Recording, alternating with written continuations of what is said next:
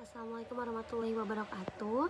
Perkenalkan, nama saya Rianti Widari. Di sini saya akan menjelaskan tentang asal mula lahirnya filsafat dan bagian-bagiannya. Asal mula lahirnya filsafat, ketakjuban. Banyak filsuf yang menyatakan bahwa taumasia, kekaguman, keheranan, atau ketakjuban adalah awal lahirnya filsafat. Menurut Aristoteles dalam bukunya yang berjudul Metafisika, menyatakan bahwa ketakjuban manusia mulai berfilsafat. Ketidakpuasan akan membuat manusia melepaskan segala sesuatu yang tak dapat memuaskannya. Lalu ia akan berupaya menemukan apa yang memuaskan. Hasrat bertanya. Jika dikatakan bahwa manusia hanya mempertanyakan segalanya, berarti manusia bukan hanya bertanya yang berada di luar dirinya. Manusia juga mempertahankan dirinya yang memiliki hasrat bertanya. Bahkan ia juga mempertanyakan pertanyaan-pertanyaan yang sedang ia pertanyakan. Keraguan. Pertanyaan yang diajukan untuk memperoleh kejelasan pasti pada hakikatnya merupakan pertanyaan tentang adanya aporia, yaitu kekaguman atau ketidakpastian di pihaknya. Pembagian filsafat. Pembagian filsafat umumnya dibagi ke dalam 6 bidang studi atau cabang utama, yaitu epistemologi, metafisika, logika, etika, estetika, dan filsafat tentang berbagai disiplin ilmu.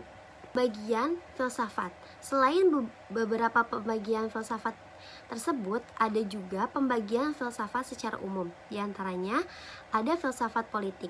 Filsafat politik adalah refleksi filsafati mengenai masalah-masalah sosial politik. Kemudian ada filsafat hukum. Filsafat hukum adalah refleksi filsafati mengenai masalah-masalah hukum. Yang ketiga, ada filsafat agama. Filsafat agama adalah pemikiran kritis tentang agama. Berikutnya ada filsafat pendidikan. Filsafat pendidikan ialah pemikiran-pemikiran filsafat tentang pendidikan. Kemudian ada filsafat sejarah. Umumnya membahas dua pokok yang penting, yaitu mengenai logisitas, eksplanasi yang ditengahkan oleh sejarawan profesional dan status epistemologi narasi sejarah masa silam. Kemudian ada filsafat bahasa.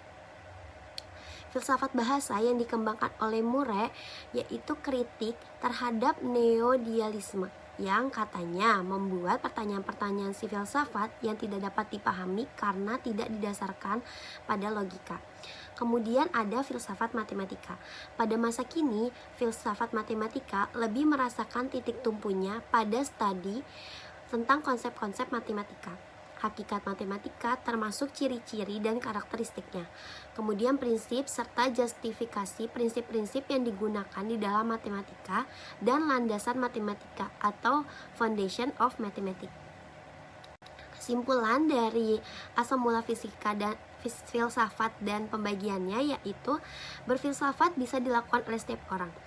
Seseorang yang berfilsafat pada hakikatnya sedang mempelajari dirinya sendiri. Karena seseorang yang berfilsafat pada penghujung petualangannya dengan suatu tindakan berpikir yang menggunakan akal budi untuk mencari dan menemukan kebenaran hakiki. Tapi kebenaran ini sangat bersifat relatif, bergantung pada kapasitas ilmu dan pengetahuan yang dimilikinya. Semakin kaya seseorang dengan ilmu dan pengalaman, maka ia akan mempunyai semakin luas pula ruang lingkup filsafat yang akan dia jangkau. Sekian yang dapat saya jelaskan, kurang lebihnya mohon maaf. Wassalamualaikum warahmatullahi wabarakatuh.